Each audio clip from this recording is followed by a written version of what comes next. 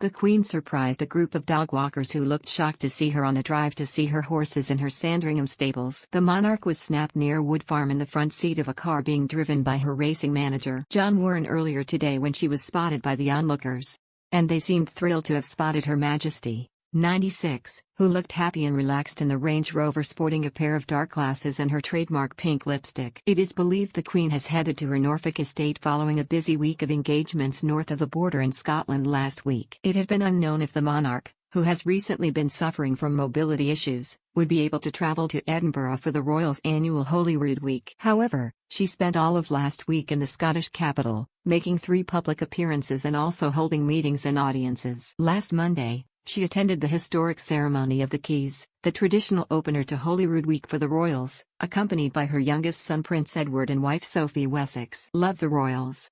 Sign up for the Mirror's daily newsletter to get all the latest news on the Queen, Charles, Kate, Wills, Meghan, Harry and the rest of the firm.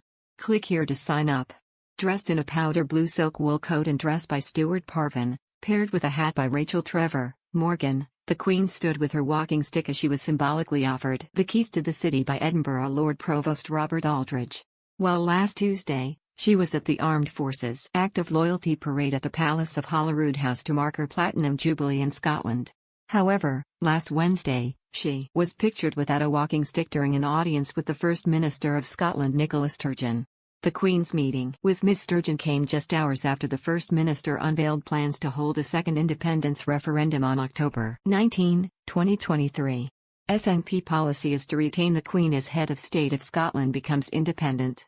And on Thursday, she rounded off the week by joining her son Prince Charles at the Queen's Bodyguard for Scotland Redendo parade in the gardens of the Palace of Holyrood House. Her Majesty beamed in her dusky blue coat and matching hat by Angela Kelly as she clutched her walking stick before sitting down to watch the parade. The public outings were the first since the Queen celebrated her Platinum Jubilee, where she appeared at Trooping the Colour, and during the bumper weekend's finale with an appearance on the Buckingham Palace balcony.